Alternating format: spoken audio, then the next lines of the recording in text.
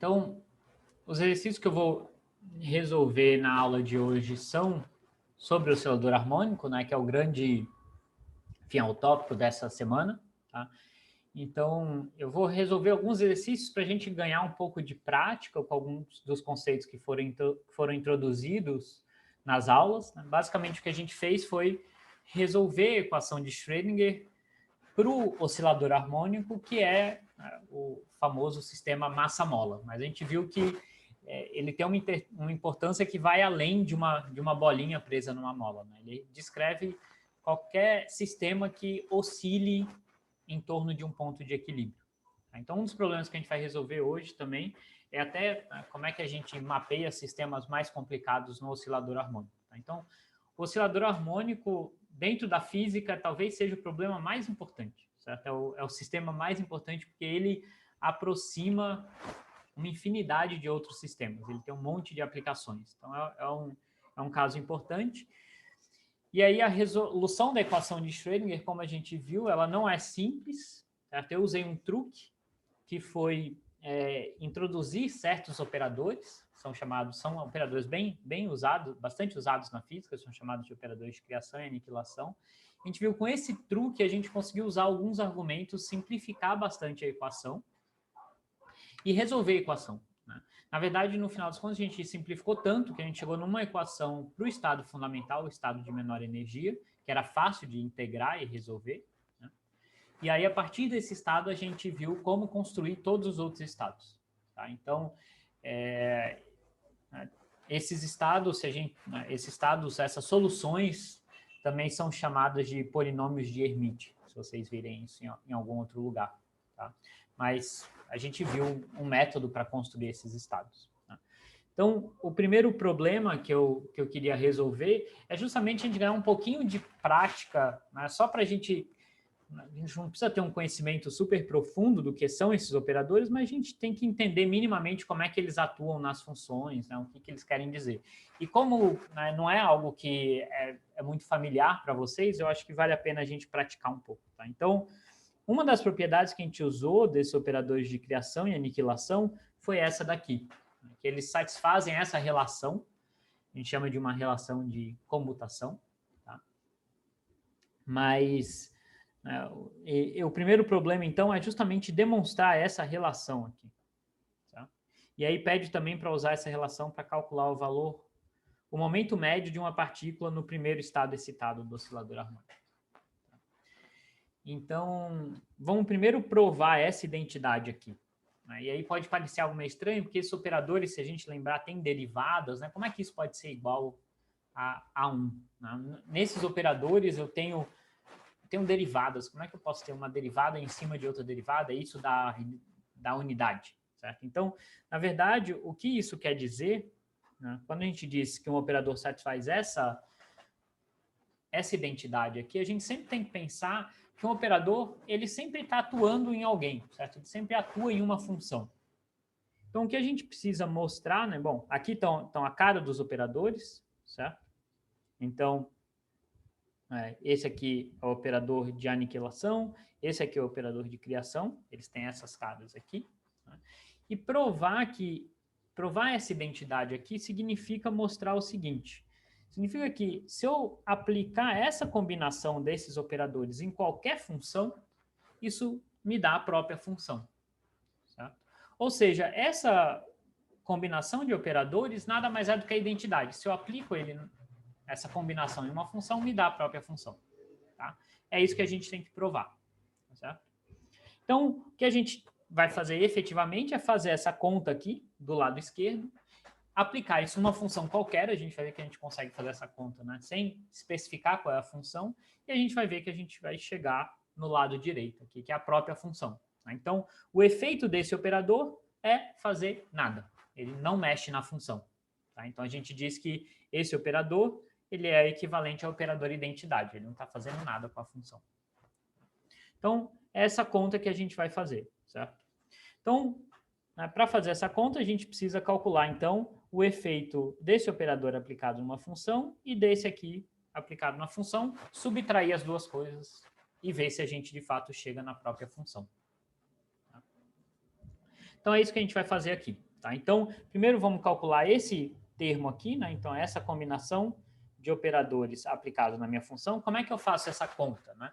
Bom, eu pego, né, eu junto aqueles operadores, né? Então a gente tem a expressão para os operadores aqui, ambos têm essa raiz aqui, tá? Então quando eu multiplicar um pelo outro, essa raiz eu posso colocar em evidência, e aí vai aparecer justamente esse fator aqui, naquela raiz ao quadrado. E aí eu tenho esse produto aplicado numa função, né? Então o que significa? Significa que eu pego isso daqui, aplico na minha função, com o resultado disso, eu aplico isso aqui nesse resultado. Tá? Então, é essa conta que a gente tem que fazer, né? Isso é mais para a gente entender um pouco e ganhar alguma familiaridade de como usar esses operadores. Tá? E a gente viu que eles são úteis para construir as soluções do oscilador harmônico. Tá? Então, o que a gente vai fazer aqui? Primeiro, a gente aplica, isso aqui a gente repete, e aí a gente aplica primeiro operador, esse aqui, nessa função. Né? Então, aplicar é justamente multiplicar ele pela função, certo? Então, aqui eu vou ter x, f de x, mais h cortado m ômega, df dx. E aí, para ficar um pouco mais concisa a notação, eu vou chamar isso aqui de um f'. Então, esse é o resultado do operador A aplicado em f. E agora, no resultado disso, eu aplico esse operador. Tá? Então, isso aqui vai ser m ômega sobre 2h cortado. Eu tenho que fazer esses produtos, certo? Então, eu vou ter x quadrado f mais h cortado m ômega x f', certo? Então, é esse x aqui e esse x aqui. E agora eu aplico as derivadas, certo? Então, eu vou ter menos h cortado m ômega. E aí eu tenho essa derivada aqui aplicada nesse termo, certo? E o termo tem x f de x. Então, eu tenho que aplicar a derivada nesse produto x f de x. Tá? Então, eu vou ser bem específico aqui para a gente entender como é que essas operações funcionam, né? Então, eu quero aplicar a minha derivada em x f de x. Tá? E depois eu tenho a minha derivada aplicada nesse segundo termo aqui. Tá? Então, isso aqui vai me dar menos h cortado ao quadrado, m ao quadrado, ômega ao quadrado, d dx de f', né? Que obviamente vai me dar f duas linhas, né? Vai dar a derivada da derivada, que é a segunda derivada. Tá? Então, isso aqui vai me dar x quadrado f mais h cortado m ômega x f'. Aí aqui eu tenho que tomar um certo cuidado, né? Porque essa derivada está aplicada em todo esse produto aqui, então vai ser a derivada com relação ao primeiro termo vezes o segundo, né? Vou fazer a regra do produto. Então isso aqui vai me dar menos h cortado m ômega f menos h cortado m ômega x f'. É a derivada do segundo termo. E aí menos h cortado ao quadrado, m ao quadrado, ômega ao quadrado, f, duas linhas. Então, tenho tudo isso, esses termos aqui, eu posso simplificar um pouquinho eles, ainda bem, porque são muitos termos aqui. A gente vê que esse termo aqui, ele cancela exatamente esse termo aqui. Tá? Esses aqui, né, todos eles têm um f, então eu posso simplificar um pouquinho e escrever isso como m ômega 2h cortado, f que multiplica x quadrado menos h cortado m ômega, menos h cortado ao quadrado, m ao quadrado, ômega ao quadrado, f duas linhas. Então, depois de toda essa contaiada, esse é o resultado de aplicar esses dois operadores na função f. A gente vê que isso é longe do... Isso é longe de ser uma identidade. Né? Realmente, eu modifiquei bastante a minha função. Né? Eu multipliquei ela por esse termo aqui e também apliquei a segunda derivada nela. Tá? Mas isso é só um dos termos. A gente também quer calcular, a gente calculou isso aqui aplicado nisso. Deixa eu ver, na verdade. A gente aplicou isso aqui aplicado nisso e agora a gente quer aplicar esse termo aqui. Tá? Então, eu não vou fazer essa conta porque ela é muito parecida com a conta que a gente acabou de fazer. Tá? Então, a única coisa que a gente está mudando aqui é a ordem dos operadores. E notem que a ordem dos operadores é bastante importante. Ela vai mudar o resultado. Né? Então, eu não posso trocar a ordem aqui a meu bel prazer. Tá? Isso muda o resultado. Tá? Então, se tem uma ordem aqui, eu tenho que aplicar os operadores nessa ordem. Tá? Então, se eu fizer com a ordem oposta, eu chego nessa expressão aqui muito parecida. Tá? Vou fazer a mesma conta, vou fazer aquelas simplificações. Né? Aqui eu também vou ter uns cancelamentos. E aí eu chego nessa expressão aqui. E agora o que eu tenho que fazer é subtrair um termo do outro. Tá? Então, eu vou querer calcular, né, para provar aquela identidade que a gente quer provar, a gente tem que fazer esse termo aqui de cima, menos o que a gente calculou. Tudo isso aplicado em f. Tá? Então, vai ser esse termo aqui que a gente acabou de calcular.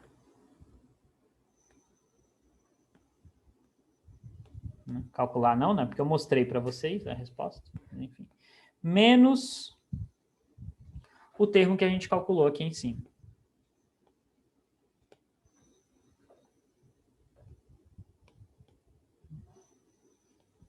E a gente vê que a gente vai conseguir cancelar várias coisas aqui. Né? Então, esse menos com esse menos vai me dar um mais, que vai cancelar esse termo com esse. Certo? Então, esses termos se cancelam.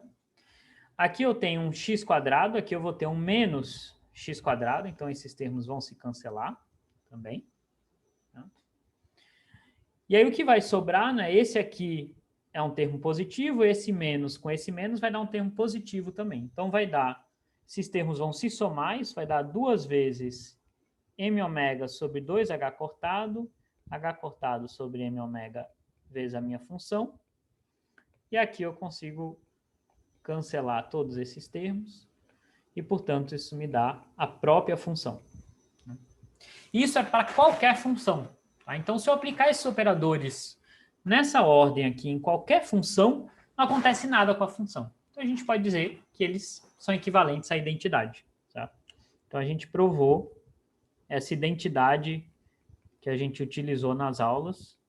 E, na verdade, né, foi um monte de matemática, mas é só para a gente ganhar um pouco mais de familiaridade com esses operadores. Tá bom? Alguma dúvida aqui?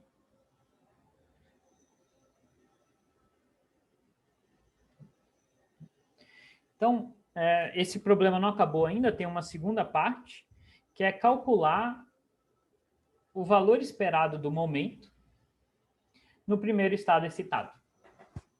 E aí a gente vai ver outra utilidade desses operadores. Eles também são úteis, por exemplo, a gente pode usar eles para calcular valores esperados, sem ter que fazer muitas integrais. Tá? Então, o primeiro estado excitado, a gente lembra que ele é o operador de criação aplicado no estado fundamental, que eu estou chamando de φ0. Né? Então, o que esse operador a mais faz? Ele transforma um autoestado de energia no próximo autoestado de energia. Né? E o A, né, sem o mais, só o A, ele transforma um estado de energia no estado de energia anterior. E se ele for aplicado no estado de menor energia, ele dá 0. Tá? Então, eu quero calcular o valor esperado de P nesse estado aqui. Né? Então, eu tenho que calcular essa integral. E aí eu vou usar alguns truques. Né? Eu posso escrever esse φ1 como adaga vezes φ0, e o φ1 complexo conjugado é justamente o complexo conjugado dessa expressão. Eu lembro que o complexo conjugado do adaga é o A. Certo? Então, isso aqui é φ1 complexo conjugado. Isso aqui é φ1. Tem uma observação importante que a gente não pode esquecer, que quando a gente aplica esse operador em um certo autoestado de energia, o autoestado resultante não necessariamente está normalizado. Tá? Então, tenho que incluir uma constante de normalização aqui, que depois a gente fixa impondo que esse estado esteja normalizado. Tá? Então, vai ter essa constante A aqui, que nesse caso a gente nem vai precisar calcular. Então, eu tenho que fazer, né, essa conta. Aparentemente eu não ganhei nada, né? Eu só estou reescrevendo esses operadores. Né? Mas aí eu lembro né, que esse operador A e A+, eles estão escritos em função dos operadores x e p. Tá? Então, em particular, a gente vê que se eu somar essa equação com essa, ou na verdade, se eu subtrair, né, esses x vão se cancelar, e aí eu consigo escrever o p em função do A e do A+. Eu posso resolver essas equações e escrever x e p em função de A e A+. Tá? E é isso que eu estou fazendo aqui. Estou resolvendo aquelas duas equações e encontrando o p em função desses operadores. Para que já vai ficar claro por que eu estou fazendo esse espaço. A ideia é escrever tudo em função desses operadores. A gente vai ver que as contas vão ficar mais simples no final. Né? Nem sempre é necessário, eu poderia, né, simplesmente calcular a minha função φ1 aqui e calcular essa integral, não tem problema nenhum. Mas a gente vai ver que a gente vai chegar no resultado sem ter que calcular integral nenhuma. Né? Ou, na verdade, fazendo só uma integral simples.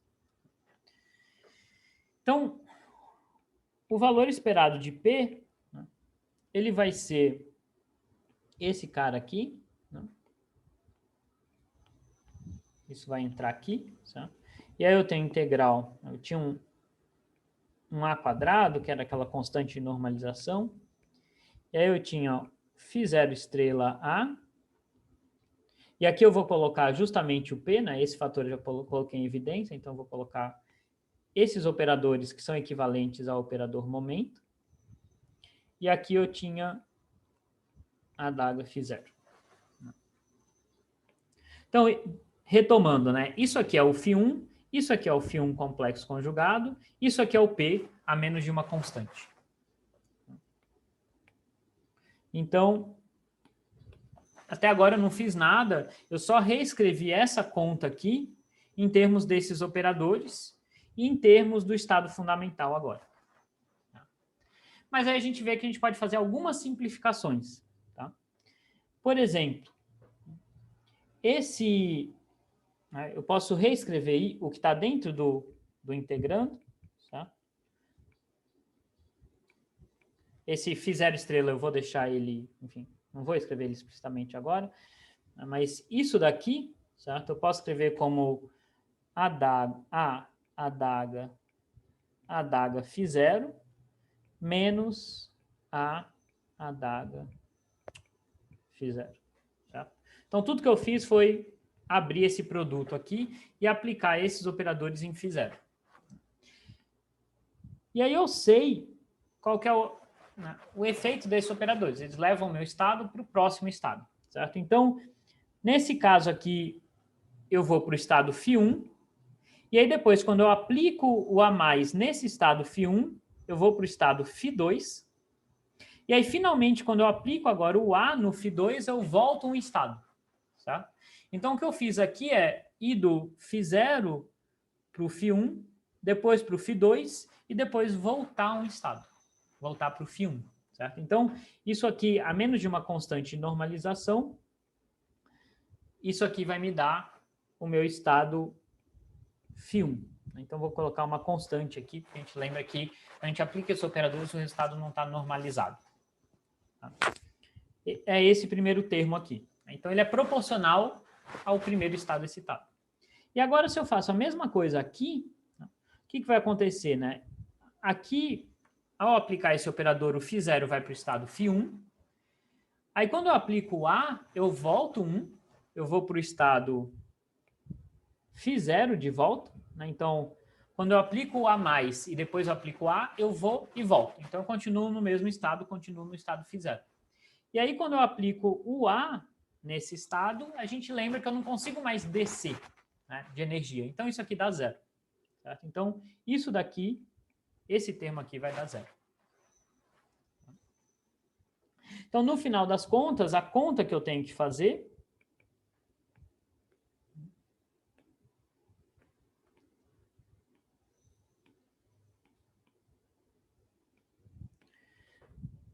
a menos de constantes aqui, tá, vai ser φ0 estrela φ1 dx.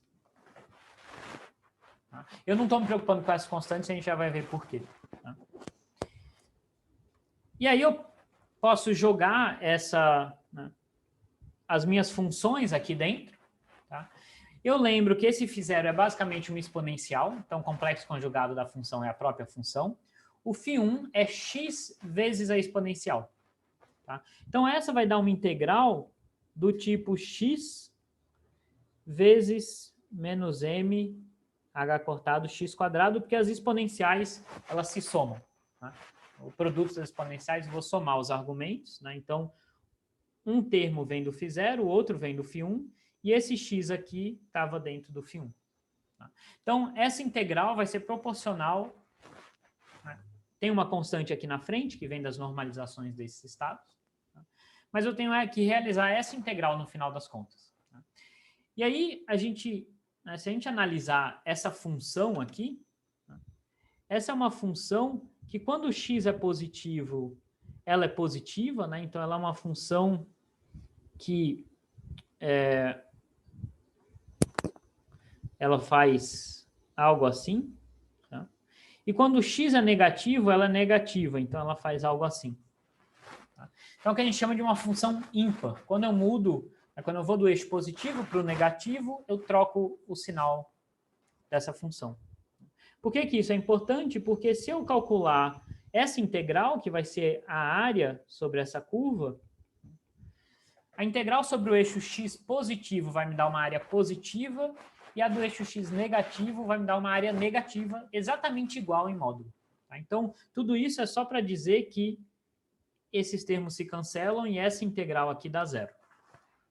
Tá? Então, todos esses argumentos só para falar para vocês que no final, essa integral aqui vai dar zero.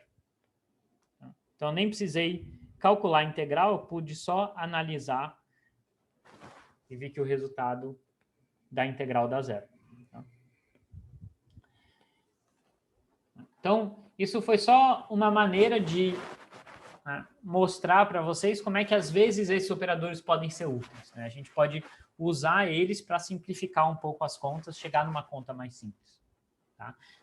Isso a gente usa em diversas áreas da física, nesse curso a gente não vai usar tanto, tá? Esses tipos de procedimento, mas é só para dar uma ideia para vocês como de fato, às vezes vale a pena considerar essas definições.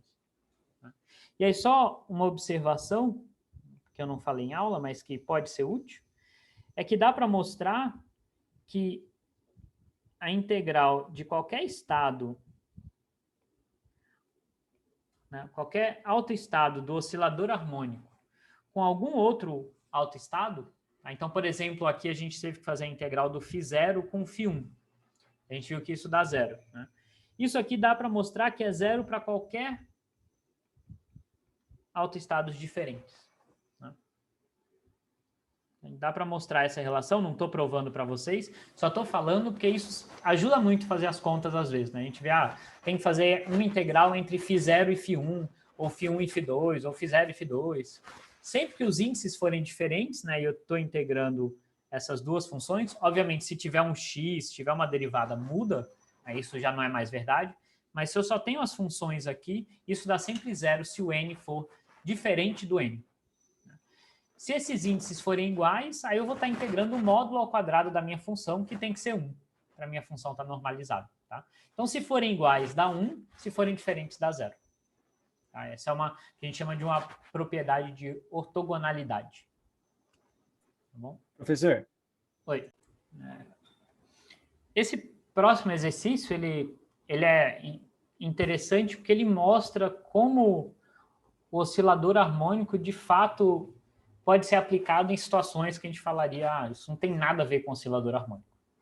Então, um caso está um pouco simplificado aqui, para as nossas contas não ficarem muito grandes, mas um caso típico que dá para mostrar é que em certas moléculas diatômicas, certo? Elas têm uma posição de equilíbrio, então imagina que eu tenho, né, dois núcleos aqui, certo? Que eles estão, né, cercados por uma nuvem de elétrons. Tá? E esses dois núcleos, enfim, quando um é colocado na presença do outro, tem uma certa polarização e eles formam um estado ligado. Né? Isso é uma molécula. Né? São dois átomos ligados por uma força que, no final das contas, é uma força eletrostática. certo? Mas, tipicamente, esses núcleos eles não vão querer ficar super juntos, porque quando eles começam a ficar muito próximos, os elétrons começam a repelir uns aos outros. Né? E eles também não querem ficar muito separados, porque tem uma certa atração entre um e outro. Então, um caso bem típico, certo? É se eu tiver uma molécula que ela tem uma certa polarização, então imagina que, né, eu tenho, sei lá, os meus elétrons eles ficam mais concentrados em um lado da molécula do que do outro, certo? A gente vai ver depois, quando a gente for resolver o átomo de hidrogênio, que tem algumas soluções do átomo de hidrogênio onde os elétrons de fato ficam, né, em uma certa direção do espaço preferencial. E aí eu teria, né, essas cargas negativas atraindo essas positivas. Né? Então tem uma certa ligação entre esses dois átomos, que é justamente o que faz eles ficarem dentro de uma molécula e não se separarem. Né? Mas, como eu falei para vocês, se a gente aproxima demais eles, esses elétrons começam a repelir esses elétrons, ou esses núcleos começam a repelir esses núcleos. E aí, portanto, eles também não querem ficar colados um no outro. Tá? Então, existe uma posição de equilíbrio aqui. Se eu afasto demais, eles tendem a se aproximar. Se eu aproximo demais, eles se repelem. Tá? E aí, esse potencial, dá para mostrar, ele tem uma forma funcional. Esse x seria a distância entre as moléculas. Ele tem essa cara aqui. Tá? Às vezes com coeficientes diferentes aqui, mas em muitos casos ele tem essa cara. E a gente falaria, isso não tem nada a ver com oscilador harmônico. Né? Mas eu falei para vocês que o oscilador harmônico é muito poderoso porque ele consegue aproximar qualquer sistema que tem uma posição de equilíbrio. E aí o que a gente vai querer discutir é justamente isso, nesse problema. Né? Vamos supor que esse seja o meu potencial. É super difícil resolver a equação de Schrödinger para esse potencial. Tá? Mas se eu estiver próximo da situação de equilíbrio, ou seja, se as minhas moléculas, né, se os meus átomos, eles não estiverem, sei lá, vibrando loucamente, eles estiverem próximos do estado de menor energia, que é a posição de equilíbrio, eu vou poder aproximar esse potencial complicado por um potencial de oscilador harmônico que a gente conhece as soluções. Então é isso que a gente vai querer fazer nesse problema. Então é como pegar um caso complicado e aproximar ele pelo oscilador harmônico. Bom? Então, a primeira coisa é justamente mostrar que se eu tiver baixas energias, o que significa baixas energias? Significa que essas moléculas estão próximas da situação de equilíbrio, tá? Do ponto de equilíbrio. Então, esse potencial, ele pode ser aproximado por um oscilador harmônico. E aí, se eu estou dentro dessa aproximação, eu vou querer encontrar quais são as energias possíveis para esse sistema, obviamente usando essa aproximação de oscilador harmônico. Tá? E também, qual que é a função de onda do estado fundamental? Então, vamos fazer isso. Então, esse potencial, se eu plotasse ele teria essa cara aqui, assim, tá? Que em princípio não tem muito a ver com o oscilador harmônico. Essa aqui é a posição de equilíbrio, né? É o mínimo do potencial. Tá? Então, qual que vai ser a nossa estratégia? A gente vai assumir que eu estou em energias bem baixas aqui, e aí, próximas dessas energias, eu vou poder aproximar esse potencial por um potencial quadrático, que é o oscilador harmônico. Obviamente, para distâncias, né, para energias altas, ou seja, se as minhas moléculas podem vir até essas distâncias aqui, a gente começa a violar essa aproximação. Mas se eu tiver energias muito baixas ou próximas do estado fundamental, essa é uma boa aproximação. Tá? Como é que eu faço essa aproximação? Bom, eu tenho que trocar essa função, eu quero aproximar essa função por uma função quadrática. Tá? Então, a primeira coisa que a gente vai querer saber é determinar qual é esse mínimo aqui. Tá? Qual é o ponto de mínimo? Tá? E aí a gente vai conseguir fazer essas aproximações. Tá? Então, para calcular o ponto de mínimo dessa função, não é difícil, né? A gente tira a derivada do meu potencial, desse potencial aqui em cima, tá? E igual a zero. Aí eu vou calcular qual é o x mínimo. Está dado no gráfico aqui, obviamente, a gente vai encontrar justamente x igual a 1, mas a gente pode fazer essa conta de maneira analítica. Né? Então, se eu igualo a derivada a zero, eu acho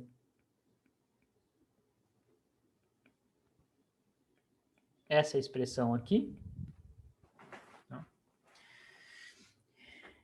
E isso aqui vai me dar um x mínimo igual a 1. Ou seja, esse é o valor de x que minimiza o meu potencial. E, de fato, a gente vê nesse gráfico que isso é um mínimo global. Certo? É o menor valor possível do meu potencial. Né? E qual que é o valor dele nesse mínimo? Eu vou chamar de V mínimo. Né? Então, aqui no meu gráfico isso está menos 1, mas são unidades quaisquer. Então, o valor do meu potencial no mínimo é só pegar ele e calcular em x igual a x do mínimo, tá? Que é 1. Tá? Então, se eu volto para o meu potencial aqui, calculo ele em x igual a 1, isso aqui vai me dar 1 menos 2. Tá? Então, isso vai me dar menos A. Então, esse é o valor do potencial no mínimo. Tá? E aí, como é que eu aproximo esse potencial? Por um potencial quadrático. Né? Então,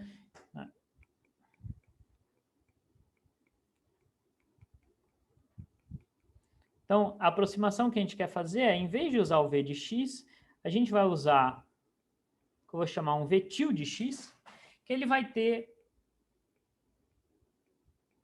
uma cara desse tipo aqui, certo? A gente vai ter que mudar essa expressão daqui a pouco. Esse é o potencial do oscilador harmônico, mas aqui eu vou ter que fazer pequenas modificações nele, porque esse potencial, se a gente lembrar, a gente tinha assumido que o ponto de equilíbrio era justamente no x igual a zero. Né? Então, esse potencial do oscilador harmônico que a gente usou, né, nas aulas, ele tinha essa cara aqui. Só que agora eu quero que o mínimo dele não seja mais no zero, mas seja no x igual a 1. E o valor mínimo desse potencial, né, o valor mínimo que essa curva assume, não vai mais ser zero, mas vai ser esse V mínimo aqui que vale menos A. Então, o que eu tenho que fazer? Eu tenho que deslocar essa curva. O mínimo agora não vai ser mais no zero, tem que ser no menos A. Certo? Então, aqui deveria ser menos A. Esse é o valor mínimo do potencial. E ele acontece não quando x é zero, mas quando x é 1. Então, na verdade, eu quero essa curva aqui. Ficou ruim meu desenho, mas eu quero essa curva aqui. Tá? A cara dela é idêntica a um potencial do oscilador harmônico. Eu só estou, efetivamente, se a gente quiser pensar, deslocando os meus eixos, né? Ou deslocando a minha curva. Então, na verdade, esse potencial, não é difícil a gente adivinhar a cara dele, ele vai ter uma cara assim. X menos x mínimo elevado ao quadrado. Vou colocar um sobre 2 aqui por conveniência, mais beta. Então, eu tenho constantes alfa e beta aqui para ajustar esse potencial. Tá?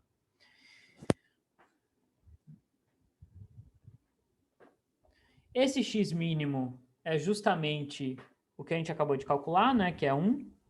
Então, esse potencial, que eu vou usar como uma aproximação para o meu potencial completo, ele vai ter essa cara aqui. Então, ele é um potencial quadrático. Tá? De fato, ele é uma parábola. Né? Se eu abrir esse produto aqui, ele vai ser uma parábola. Tá? Ele é mínimo quando x for igual a 1. Né? Para qualquer valor de x diferente de 1, isso aqui vai ser maior. Certo? Então, ele sempre vai crescer. Tá? Então, de fato, o mínimo está no x igual a 1. E agora eu tenho que achar esses coeficientes alfa e beta para ele ser uma boa aproximação dessa curva aqui. Então, em particular, eu sei que quando x for igual a 1, que é o valor do mínimo, né, isso aqui tudo vai zerar. E aí o meu potencial vai valer beta. Mas para que isso seja uma boa aproximação do meu potencial real, esse beta, na verdade, tem que ser menos A. Tá? Então, para que o meu mínimo do potencial de fato seja igual ao mínimo do potencial real, esse beta tem que ser igual a menos A. Então, o que eu estou tentando fazer? Eu estou tentando achar uma função que aproxime essa curva aqui perto do x mínimo. Tá? Então, em particular, eu vou ajustar a altura da curva de tal forma que, no mínimo, ela valha menos A. Então, esse beta tem que ser igual a menos A. Tá? E como é que a gente acha o valor de alfa? Bom, eu posso impor que a segunda derivada do meu potencial aproximado, no mínimo, seja igual à segunda derivada do potencial real. Certo? Ou seja, a abertura dessa parábola vai ser igual para os dois potenciais. Então, isso aqui a gente já impôs e achou beta igual a menos A.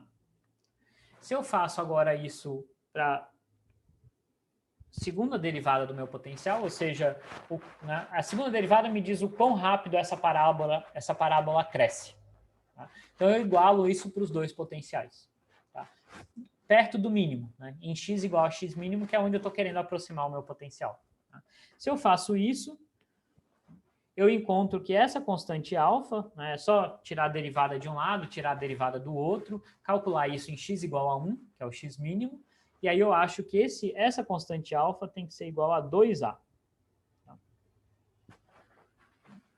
Então, tudo isso para dizer o seguinte, certo? O nosso potencial aproximado, ele vai ter essa cara aqui. A, x menos 1 ao quadrado, menos A. Se eu plotar os dois potenciais próximos de x igual a 1, esse aqui é o potencial completo, meu potencial real, essa é a minha aproximação. Então, a gente vê que a aproximação, de fato, ela é boa se eu estou aqui para energias bem pequenininhas. Né? No momento que eu começo a falar de energias maiores ou valores de x maiores, a minha aproximação começa a falhar. Mas se eu estou bem aqui nessa região, eu posso trocar esse potencial por esse. E a grande vantagem é que eu sei resolver o potencial do oscilador harmônico. Tá? Então, é isso que a gente vai... Então, essa é a aproximação que a gente usa. Ela ainda não está com a cara, né, daquela aproximação que a gente está acostumado, né, da expressão que a gente está acostumado para o oscilador harmônico, que é essa daqui. Mas a gente vai ver que a gente vai poder escrever, né, mapear uma na outra. As duas são parábolas. Certo? Então, a gente vai poder usar as soluções que a gente encontrou para esse potencial aqui e aplicar diretamente para esse, com um pouquinho de modificações. Tá? Então, a estratégia, o primeiro passo é como é que eu encontro o potencial aproximado. A gente acabou de fazer essas contas. Né? A gente aproxima por uma parábola, faz com que o mínimo da parábola coincida com o potencial real e a abertura dessa parábola aqui também coincida entre os dois potenciais. Isso me permite fixar aqueles parâmetros do meu potencial aproximado. Tá? E agora, em vez de fazer a conta, né, em vez de resolver a equação de Schrödinger com o potencial completo, eu vou usar o potencial aproximado. Tá? Então, esse vai ser o próximo passo, resolver a equação de Schrödinger para esse potencial aqui. Né? Não se preocupem, a gente vai ter que fazer quase que conta nenhuma, porque a gente vai ver que esse potencial ele é muito parecido com esse daqui, se a gente fizer pequenas modificações. Tá? Então, o que a gente quer resolver? A gente quer resolver, então, equação de Schrödinger independente do tempo, para esse potencial aproximado. Né? Então, lembra que isso daqui, na equação de Schrödinger independente do tempo, era E menos Vx. Né? Então, isso daqui é o menos Vx, que para a gente é aquele V aproximado. E aí o que eu gostaria de fazer é encontrar essas soluções, encontrar o φ de x e encontrar as energias possíveis, né, para esse potencial. E a gente fala, mas a gente fez isso para o caso do oscilador harmônico, né, que não é exatamente esse potencial aqui, porque no caso do oscilador harmônico, o mínimo acontecia no zero e o potencial mínimo era zero. Mas a gente, com pequenas redefinições de parâmetros, a gente pode mapear esse problema no caso do oscilador harmônico. Tá? Então, o que a gente vai fazer é o seguinte, tá? A gente vai definir uma nova variável, que eu vou chamar de x-til, que vai ser simplesmente x menos 1. Então, estou fazendo uma mudança de variáveis. Tá? Eu vou definir um parâmetro aqui, etil, que vai ser a energia do meu sistema mais essa constante A. E eu vou definir um ômega ao quadrado, que vai ser 2A sobre m. Tá? Então, Então, são só definições matemáticas. Por enquanto, isso aqui não tem nada demais, só estou definindo parâmetros e realizando essa mudança de variáveis aqui. O que é importante, né, é que se eu faço derivadas com relação a x, como a diferença entre uma variável e outra é simplesmente menos 1, tá? Então, a derivada com relação a x é igual a derivada com relação a x tilde, a essa outra variável. Poderia ter chamado de y, mas eu não quis confundir para a gente não pensar que é x e y, eixos diferentes. É simplesmente uma mudança. O que eu estou fazendo efetivamente é mudando o meu eixo. Estou mudando onde está a origem do meu sistema de coordenadas. E aí, nesse novo sistema, a minha variável é chamada de x tilde. Tá? E daí, se eu fizer tudo isso, né, o que acontece? Né? Bom, a segunda derivada da minha função, agora é uma função de x tilde, é igual à derivada da função com relação a x. E aqui no lado direito, né, a gente lembra que a gente tinha e, deixa eu copiar aqui.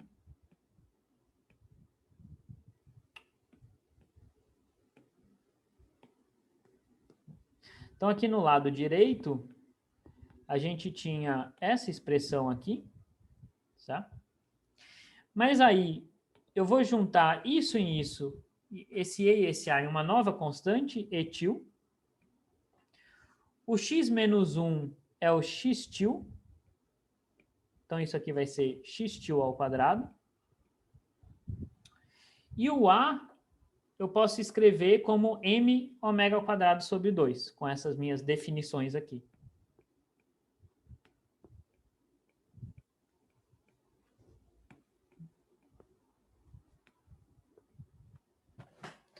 Então, agora eu tenho uma equação diferencial, tá? Que é exatamente a do oscilador harmônico, com essas mudanças, redefinições de variáveis e de parâmetros. Tá? Então, é exatamente a mesma equação diferencial, tem que ter exatamente as mesmas soluções. Tá? Então, com esses truques, né, a gente conseguiu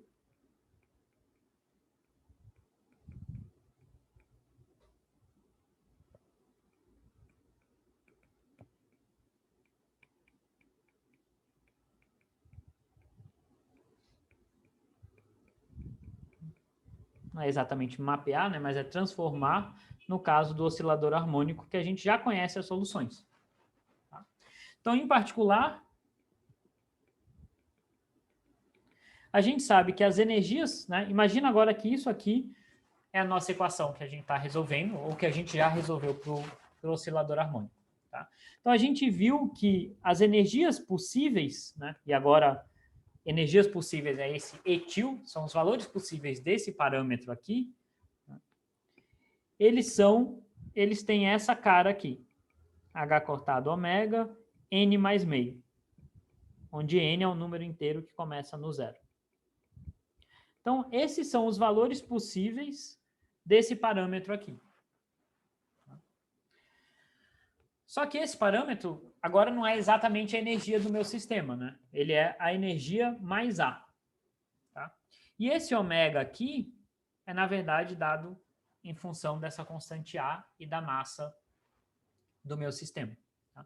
Então, o que a gente vai ter é que a energia mais A, que é justamente o etil, tem que ser igual a H cortado ômega N mais meio.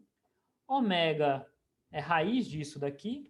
Então, eu chego que as energias possíveis do meu sistema vai ser H cortado, raiz de 2A sobre M, N mais meio, menos A.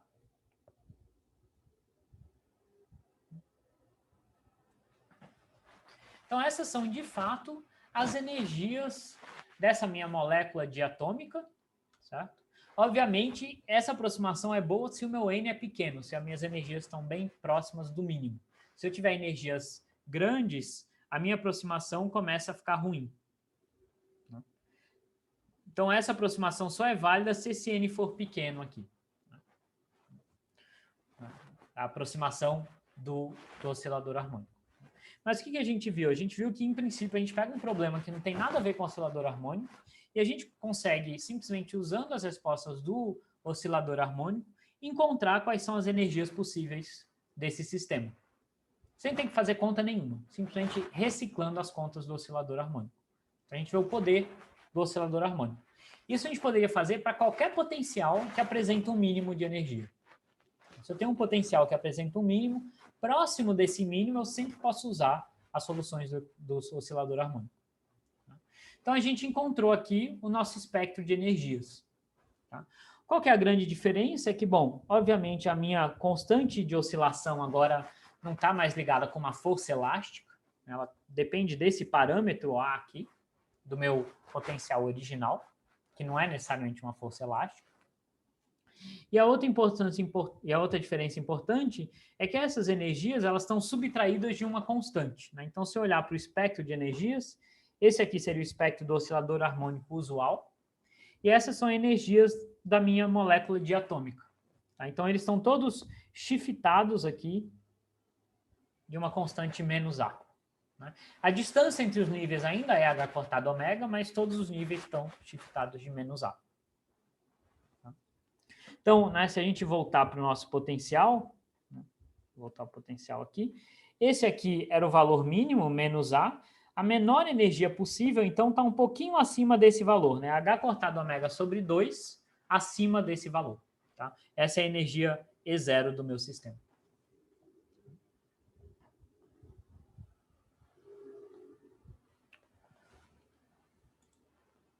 Então, aqui a gente viu como encontrar o espectro de energias. A próxima etapa é, né, se eu quiser saber a função de onda dessa minha molécula. Né? Então, a gente tem que tomar um pouco de cuidado, porque a molécula tem dois átomos, nesse meu exemplozinho, né? Uma molécula diatômica tem 2 átomos. Então, o que é a função de onda de 2 átomos? Na verdade, se a gente prestar atenção aqui, tudo eu estou escrevendo em função da distância desses 2 átomos. Então, eu vou encontrar uma função de onda que depende da distância entre os 2 átomos. Tá? Então, por exemplo, essa função de onda vai me dar a probabilidade de encontrar uma certa distância. Tá? Então, se eu quiser fazer isso, né, se eu quiser encontrar essa função de onda, na verdade eu já encontrei, porque são as funções de onda do oscilador harmônico. Tá? Então, se a gente voltar para a nossa equação diferencial, que a gente mapeou aqui, certo? Eu conheço já quem são essas funções. São as funções do oscilador harmônico. Só que aqui elas estão escritas em função dessa variável x-til. Se eu quiser voltar para a minha variável original x, tudo que eu preciso fazer é reescrever a minha função em função de x. Então, se eu olho para essa equação diferencial aqui, né, se cai isso para vocês, a única coisa que eu tenho aqui é x-til, eu resolvo, eu vou achar as mesmas funções que a gente encontrou antes, mas todas escritas em função de x-til. Então, por exemplo, a função de onda do estado fundamental vai ter essa cara aqui, é exatamente a função de onda que a gente encontrou para o oscilador harmônico, só que em vez de x eu tenho x-til. E esse ômega, né, depende daquelas redefinições que a gente fez. Tá? Então, se eu quiser encontrar de fato a minha função de onda em função da minha coordenada original, tudo que eu preciso fazer é trocar x-til por... Cadê a nossa definição aqui? Trocar x-til por x menos 1. Então, nada dessas constantes aqui vão mudar, mas nessa exponencial aqui, eu vou ter aqui um x menos 1 elevado ao quadrado. Então, essa é a minha função de onda.